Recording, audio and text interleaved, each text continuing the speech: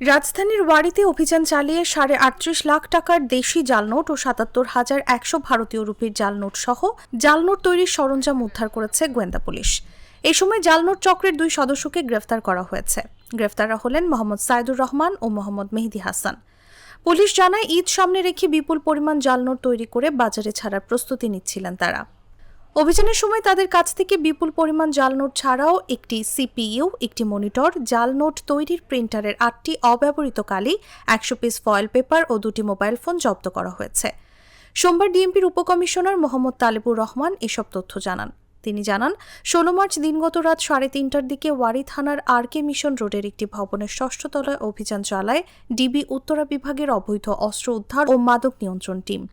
গোপন সংবাদের ভিত্তিতে তারা জানতে পারে একটি চক্র ঈদ সামনে রেখে বিপুল পরিমাণ জালনোট তৈরি করে বাজারে ছাড়ার প্রস্তুতি নিচ্ছে।